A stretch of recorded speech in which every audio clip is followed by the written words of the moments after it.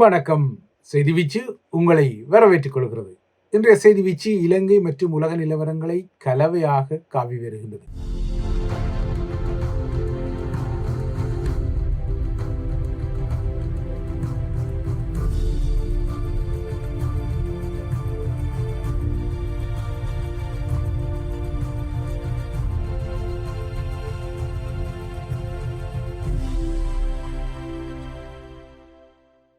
ஸ்ரீ காளிமாதா ஜோதிடம் கைரேகை முகரேகை பார்த்து ஜாதகம் கணிப்பதுடன் காதல், கல்யாணம், வியாபாரம், கல்வி, குழந்தை பாக்கியம் மற்றும் மந்திர சூனிய பிரச்சனைகள் நீங்கிட பண்டித் மகாராஜாவை தொடர்பு கொள்ளுங்கள். பிப்ரவரி 28 ஆரம்பித்த ஈரான் மீதான அமெரிக்க இஸ்ரேலிய போருக்கு இன்று ஆகஸ்ட் 28 என்ற கால அடையாளம் அரையாண்டு காலமாக கடக்கின்றது.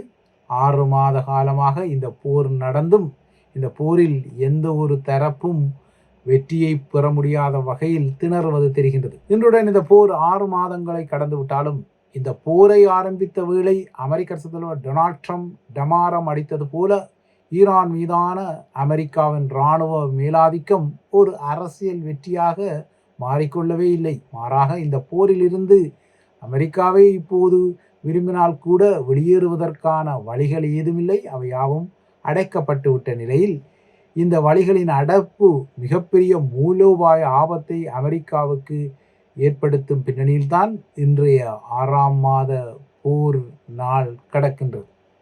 இன்று அமெரிக்க ஊடகங்கள் இந்த பாதக நிலையை அதிகம் அலசக்கூடாது என்ற ஒரு மடைமாற்ற நினைப்பால் தானோ என்னவோ கெனடிய அமெரிக்க எல்லையில் உள்ள பல ஏரிகளில் ஒன்றான ஒன்டாரியோ ஏரி இனிமேல் அமெரிக்க ஏரி என புதிய பெயரால் அழைக்கப்படும் என ஒரு நிர்வாக உத்தரவை டொனால்ட் ட்ரம்ப் நேற்று அதிரடியாக பிறப்பித்திருந்தார்.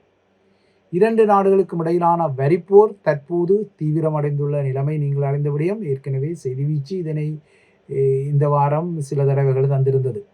கனடாவை அமெரிக்காவின் 51வது மாநிலமாக இணைத்துக் கொள்ள வேண்டும் என்ற ட்ரம்பின் சர்ச்சைக்குரிய அபாயகரமான பரிந்துரைகளின் பின்னணியில் இந்த சர்ச்சைக்குரிய பெயர் மாற்றத்திற்கான நிர்வாக உத்தரவு நேற்று ட்ரம்பால் பிறப்பிக்கப்பட்டிருக்கின்றது.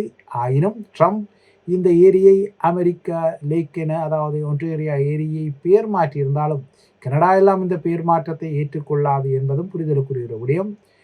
கனடிய வரைபடங்களில் தொடர்ந்தும் ஒன்டாரியோ ஏரி என்ற பெயர் தான் இருக்கும். இதேபோல உலகின் சில நாடுகளின் வரைபடங்களிலும் இது தொடர்ந்தும், குறிப்பாக அமெரிக்காவை எதிர்க்கும் நாடுகளின் வரைபடங்களிலும் இது தொடர்ந்தும் ஒன்டாரியோ ஏரி என்ற பெயரில் தான் இருக்கும் என்பதும் புரிதலுக்குரிய விடயம். இதில் விடயம் என்னவென்றால், அமெரிக்காவின் பழங்குடி மக்களின் ஒரு முக்கிய குழுவான ஹியூரான் பழங்குடி மக்களின் மொழியில் ஒளிரும் ஏரி என்ற அர்த்தத்தில் ஒனியாட்டாரியோ என்ற வார்த்தையிலிருந்து வந்ததுதான் இந்த ஒன்டாரியோ ஏரி. 1867ஆம் ஆண்டில் ஒன்டாரியோ மாநிலம் உருவாக்கப்பட்ட போது, அதாவது மாகாணம் உருவாக்கப்பட்ட போது, அது அப்போது இந்த ஒளிரும் ஏரி, அதாவது ஒனிட்டாரியோ ஏரியின் பெயரை தனக்கு சூட்டி கொண்ட நிலையில் தான் இப்போது அது அமெரிக்க ஏரி என அழைக்கப்படும் என்ற ஒரு நிர்வாக உத்தரவை நேற்று ட்ரம்ப் பிறப்பித்திருக்கின்றார். அமெரிக்கா என்ற பெயரும் ஏற்கனவே நான் குறிப்பிட்டது போல அமெரிக்கானோ என்ற பழங்குடி பெயரிலிருந்து வந்தது என்பது இன்னொரு விடயம். இப்போது அமெரிக்கா ஏரியாக குறிப்பிட்டாலும் ஒன்டாரியோ ஏரி தான் அதற்குரிய உண்மையான பெயராக இருக்கும் நிலையில், அதுவும் பழங்குடியின பெயராக இருக்கும் நிலையில் இப்போது இந்த பெயர் மாற்றம் அமெரிக்க கனேடிய புதிய இழுபறிகளை உருவாக்கியுள்ளது.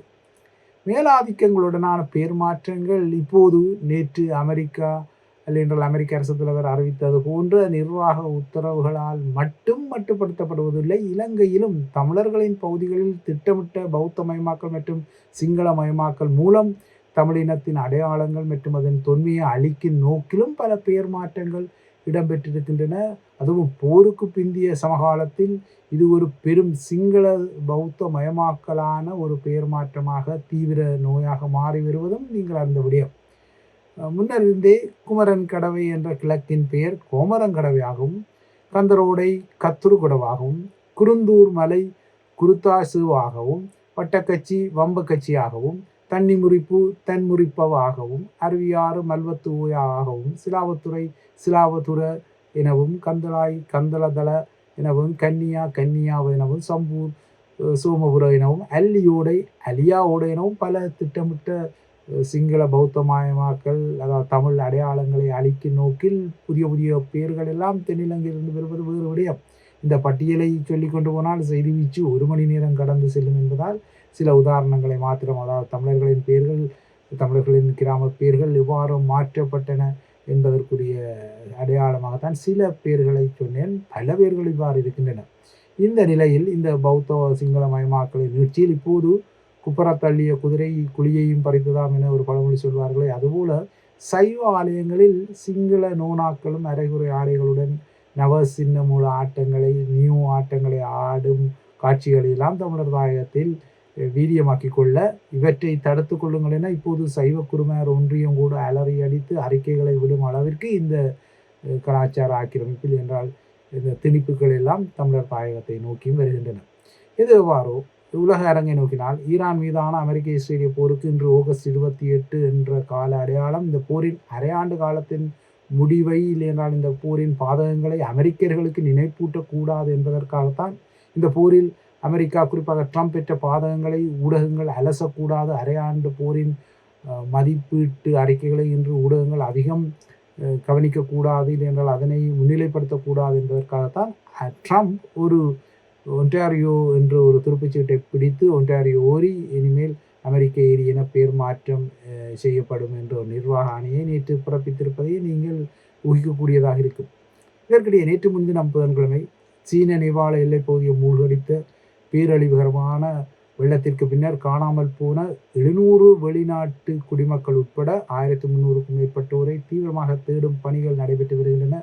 நேபாளத்திற்கு எந்த உதவியும் அனுப்ப அமெரிக்கா தயாராக இருப்பதாக ட்ரம்ப் கூறிக்கொண்டாலும் சீன எல்லைக்கு வெறும் இந்த அமெரிக்க உதவி பின்னர் தனக்கே உபத்திரமாக மாறக்கூடும் என்ற அச்சத்தில் நேபாளம் அமெரிக்க உதவியை இந்த விடயத்தில் அதிகமாக பெறுவதற்கு அஞ்சுவதும் தெரிகின்றது. நேபாள பக்கத்தில் இந்த பேரவலத்தில் பலியானவர்களின் எண்ணிக்கை தற்போது இந்த பதிவு பதியப்படும் வரை 475 தாண்டிவிட்டது. சீன பகுதியின் இழப்புகள் குறித்த விவரங்கள் அதிகாரபூர்வமாக அறிவிக்கப்படவில்லை. சீன சமூக ஊடகங்களில் வெளிப்பட்ட ஒரு காணொளியில் நேபாள சீன எல்லையில் உள்ள லாங்டாங் லிரோங் மலை சிகரத்திலிருந்து ஒரு பெரிய அளவு பனிப்பாறை உடைந்து விழுந்து கீழே உள்ள ஆற்றில் விழும் காட்சிகள் காட்டப்படுகின்றன.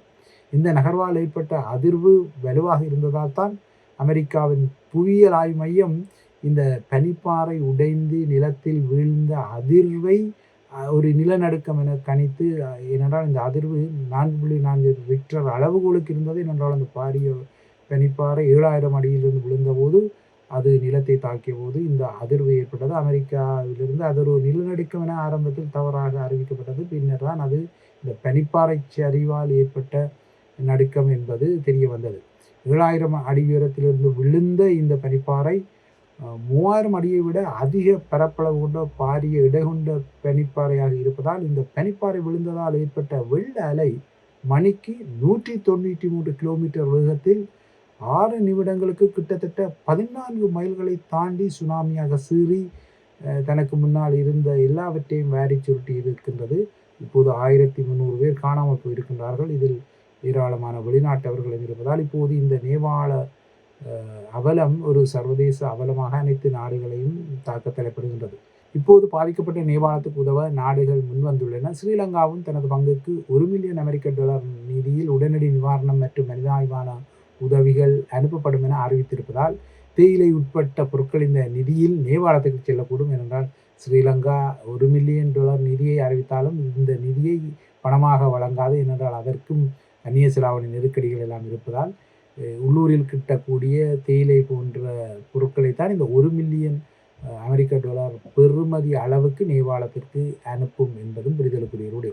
இவ்வாறான செய்திகளுடன் ஸ்ரீலங்கா சிறைகளில் உள்ள பாதாள முகங்களுடன் தொடர்புடைய அரசியல்வாதிகள் குறித்த புதிய பரபரப்பு செய்திகள் தினசரி வெளிப்படுகின்றன. குறிப்பாக தற்போது உள்ளே விசாரணைக்கு உட்படுத்தப்படும் பிரபல பாதாள போதை மாஃபியா முகங்களில் ஒன்றான ஷிரான் பாசிக் வாயிலிருந்து பல விடயங்கள் கக்கப்படுவதாக தெரிகின்றது. இவர் இதுவரை கக்கிய விடயங்களில் எதிரணியில் உள்ள ஒரு பெண் அரசியல்வாதி உட்பட 8 முக்கிய அரசியல்வாதிகளுக்கு விரைவில் கைது கண்டம் வரும் போல தெரிகின்றது. இவர்கள் விரைவில் தூக்கப்பட்டு விசாரணை செய்யப்பட உள்ளதாக கொழும்பு செய்திகள் தெரிவிக்கின்றன. இந்த போதைப்பொருள் தாதா, அதாவது ஷிரான் பாசிக், பல அரசியல்வாதிகளுடன் தொடர்பு கொண்டிருப்பது தெரிகின்றது. ஏற்கனவே இந்த போதைப்பொருள் தாதா ஒருவரை விடுவிப்பதற்கு $500 மில்லியன் லஞ்சத்தை பெற முயன்ற குற்றச்சாட்டில் முன்னாள் நீதியமைச்சர் மகன் விஜயதாச ராஜபக்ஷவின் மகன் ரஹித கைது செய்யப்பட்டுள்ள நிலையில்தான் குற்ற கும்பல்கள், மாபியா கும்பல்களுக்கு நாட்டின் உயர் அதிகார முகங்கள், அரசியல் முகங்களுக்கு இடையில் கடுமையான தொடர்பு இருப்பதை ஷிரான் பாசிக் மீதான புதிய விசாரணைகள் பளிச்சிட வைக்கின்றன. தற்போது ஷிரான் பாசிக் குறிப்பிட்ட இந்த அட்டம முகங்கள், அதாவது 8 முகங்கள் யார் யார் என்பது இன்னமும் பகிரங்கமாக அறிவிக்கப்படவில்லை. ஸ்ரீலங்கா காவல்துறையும் இவர்கள் குறித்த தரவுகளை அதிகாரபூர்வமாக வெளியிடவில்லை. எனினும் இந்த 8 பேரில் 4 பேர் முன்னாள் அமைச்சர்கள் என தெரிகின்றது. ஷிரான் பாசிக் இவர்களின் தேர்தல் பரப்புரைகளுக்கு பெருமளவில் இந்த மாபியா நிதியை வழங்கியதாகவும், பொருள் ரீதியான சலுகைகளை வழங்கியதாகவும், அரசியல் பாதுகாப்புக்கு ஈடாக அவர்களுக்கு பல சொகுசு கட்டிடங்களை கட்டி கொடுத்ததாகவும், அதாவது தனக்கு அரசியல் ரீதியில் இவர்கள் பாதுகாப்பை வழங்க வேண்டும், அதற்கு பதிலாக தான் மாபியா பணத்தை வழங்குவதான டீல்களை எல்லாம் அரசியல்வாதிகளுடன் இவர் போட்டதாக தெரிய வருகின்றது. குறிப்பாக முன்னாள் அமைச்சர்கள் இருவருக்கு இவர் சொகுசு கட்டிடங்களை கட்டுவதற்கு நிதியுதவி அளித்ததாகவும் கூறப்படுகின்றது. பாசிக்கின் செல்போன் மற்றும் வங்கி பரிவர்த்தனைகளில் இருந்து இவர்கள் மாட்டுப்பட்டதாக தெரிகின்றது. இவர்களில் ஒரு அரசியல்வாதி களுத்துறை பகுதியைச் சேர்ந்தவர் என்றும், அவர் ஷிரான் பாசிக்கிடமிருந்து தேர்தல் பரப்புரை நிதி பெற்றதாகவும், இன்னொரு அரசியல்வாதி 50 பேருந்து பயணங்களை இந்த மாபியா பணத்தை பெற்றதாகவும், மற்றொருவர் பெரிய நிதியை பெற்றதாகவும் கூறப்படுகின்றது. இந்த 8 பேரில் இப்போது ஒருவர் எம்பியாக உள்ளதாகவும் கூறப்படுகின்றது. அனுரகுமார திசாநாயக்காவின் அதிரடி உத்தரவில் குற்ற கும்பல்கள் மற்றும் போதைப்பொருள் விநியோக வலையமைப்புகளுடன் தொடர்பு கொண்ட அரசியல் முகங்கள் தூக்கப்பட வேண்டும் என்ற அடிப்படையில் இப்போது ஸ்ரீலங்கா சிஐடியினர் இந்த அரசியல்வாதிகளை முகர்ந்து பிடித்து அவர்களை உள்ளே தூக்கி போடுவதற்கு முயற்சிகளை செய்து வருகின்றார்கள். அனுரகுமார திசாநாயக்காவின் தேசிய மக்கள் சக்தியை பொறுத்தவரை இவ்வாறான போதை மற்றும் மாபியா தொடர்புகளுடன் எதிர்க்கட்சி முகங்களை தொடர்புபடுத்திவிட்டால் அவர்களின் குடைச்சல் தனக்கு அரசியல் ரீதியில் குறைவடையும் என எதிர்பார்க்கின்றார். இதனால் தான் தற்போது இந்த கைதுகள் தீவிரப்படுகின்றன. ஏற்கனவே இந்த அரசாங்கம் ஆட்சிக்கு வந்த பின்னர் மடகாஸ்காரில் கைது செய்யப்பட்ட நதுன் சிந்தக் எனப்படும் ஹரக்கட்டா உள்ளே கொண்டு வரப்பட்டார், அதாவது நாட்டுக்குள் கொண்டு வரப்பட்டார். அசர்பைஜானில் கைது செய்யப்பட்ட பட்டுவத்த சாமர என்ற இன்னொரு மாபியா முகமும் தற்போது ஸ்ரீலங்கா சிறையில் இருக்கின்றார். இந்தோனேஷியாவில் கைது செய்யப்பட்ட கெஹல் பத்ர பத்மே, பாதாள குயின் செவ்வந்தி, பக்கோசமன், பானந்துர நிலங்க உட்பட்டவர்களும் இப்போது உள்ளே இருக்கின்றார்கள். இன்டர்போலின் உதவியுடன் அண்மையில் துபாயில் கைது செய்யப்பட்டு கடந்த வாரம் கொழும்பில் இறக்கப்பட்ட பஸ் லலித் எனப்படும் லலித் கன்னங்கராவும் உள்ளே இருக்கின்றார். கஞ்சிபானி இம்ரானின் பிரதான மாபியா என்ற போதைப்பொருள் விநியோக வலையமைப்பை இயக்கிய தமிழரான செல்வகுமார் ரஞ்சித்தும் இப்போது உள்ளே உள்ள நிலையில், உள்ளூரில் 22ஆம் திருத்தம் உட்பட தமக்கு குடைச்சலை கொடுக்கும் அதிர்வுகளை எதிரணியினர் உருவாக்கக்கூடாது என்பதற்காக எதிரணியை இந்த பாதாள உலக தொடர்புகளுடன் தொடர்பு வைக்க, இல்லையென்றால் ஏற்கனவே இருந்த தொடர்புகளை துருவி ஆராய்ந்து வெளிப்படுத்தி கொள்ள அரசாங்கமும் முயல்கின்றது. இதனால் இவ்வாறு செய்தால் எதிரணி அரசியல்வாதிகளுக்கும் பாதாள முகங்களுக்கும் இடையிலான தொடர்பு உள்ளதான ஒரு செய்தியை மக்களுக்கு சொல்லிவிட்டால் தனக்கு அது சாதகமாக கூடும் என அனுர நினைக்கின்றார். இதன் அடிப்படையில் தான் பாதாள உலகுடன் தொடர்புடைய 8 அரசியல்வாதிகளின் செய்திகள் புதிய பரபரப்பாக வருகின்றன. ஷிரான் பாசிக் என்ற பாதாள முகம் இதனை கக்குவதாக குறிப்பிடப்படுகின்றது. இதற்கிடையே அனுர தரப்பின் 22ஆம் திருத்தத்தை பௌத்த ஊடகங்கள் எதிர்ப்பதாக எதிர்க்கட்சியினரும் இலங்கை சட்டத்தரணிகள் சங்கமும் லாவணி பாடிக்கொள்ள நேற்று கண்டி தலதா மாளிகையின் வருடாந்த இசல பிரகராவுக்கு சென்ற அரசு தலைவர் அனுரகுமார திசாநாயக்க அப்படியே அஸ்கிரிய மற்றும் மெல்வத்து பீடங்களின் மகாநாயக்க தேர்களின் சந்தித்து ஆசிகளை பெற்றார். ஆனால் அவ்வாறாக அவர் ஆசி பெற்ற போது வெளிப்பட்ட காட்சிகள் எல்லாம் மகாநாயக்க பீடங்கள் அனுர மீது பெரும் சீற்றம் கொண்ட ஆதாரங்களை எதனையும் வழங்கவில்லை. மாறாக அது ஒரு சுமூகமான சந்திப்பாகத்தான் இடம்பெற்றிருக்கின்றது. இந்த 22ஆம் ஆட்டத்திலும் தனக்குரிய புதிய புள்ளிகளை பெறுவதற்காக மகா சங்கங்களை நேற்று அனுர சந்தித்திருப்பதும் ஒரு முக்கியமான விடயமாக கருதப்படுகின்றது. இதுதான் ஐபிசி தமிழின் செய்தி வீச்சு. தொடர்ந்தும் ஐபிசி தமிழுடன் இணைந்திருங்கள்.